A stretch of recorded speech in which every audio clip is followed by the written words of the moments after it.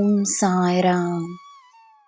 ನನ್ನ ಮುದ್ದಿನ ಮಗುವೆ, ನೀನು ಮಾಡುವ ಒಳ್ಳೆಯ ಕಾರ್ಯಗಳು ನಿನಗೆ ಪುಣ್ಯವನ್ನು ತಂದುಕೊಡುತ್ತಿರುವಾಗ ನಿನ್ನ ಪಾಪಗಳ ಬಗ್ಗೆ ನೀನು ಯೋಚಿಸುವುದು ಏಕೆ?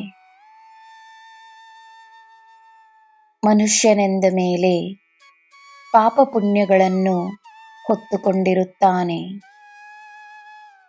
ನೀನು ಮಾಡಿದ ಪಾಪಗಳ ಚಿಂತೆಯನ್ನು ಬಿಟ್ಟು ನೀನು ಮಾಡಬಹುದಾದ ಪುಣ್ಯಗಳಿಗೆ ನಿನ್ನ ಗಮನವನ್ನು ನೀಡು.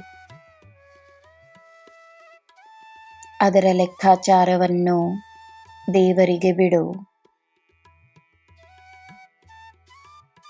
ಈ ಸಾಯಿಯನ್ನು ಪಡೆದಿರುವ ನೀನು, ಈ ಸಾಯಿಯ ಮಾರ್ಗವನ್ನು ಪಡೆದಿರುವ ನೀನು, ನಿನ್ನ ಉತ್ತಮವಾದ ಜೀವನಕ್ಕೆ ಬೇಕಾದಷ್ಟು ಪುಣ್ಯಗಳನ್ನು ಮಾಡಿರುವೆ ಎಂದು ನಂಬು.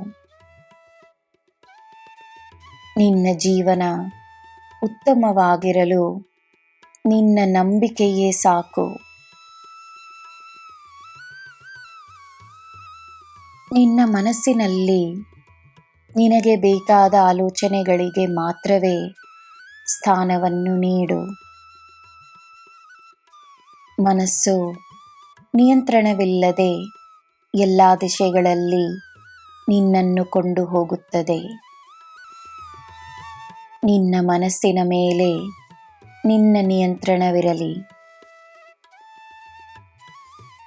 ನಿನಗೆ ಉಪಯೋಗಕರವಾದ ಆಲೋಚನೆಗಳನ್ನು ಮಾತ್ರವೇ ನೀನು ಅನುಮತಿಸಿದಾಗ ಗೊಂದಲಗಳು ದೂರವಾಗಿ ಸ್ಪಷ್ಟತೆ ಇರುತ್ತದೆ. ಸ್ಪಷ್ಟತೆ ಇದ್ದಷ್ಟು ಧೈರ್ಯ, ಆತ್ಮವಿಶ್ವಾಸ, ಸಂತೋಷ, ನೆಮ್ಮದಿ ಹೆಚ್ಚಾಗುತ್ತದೆ.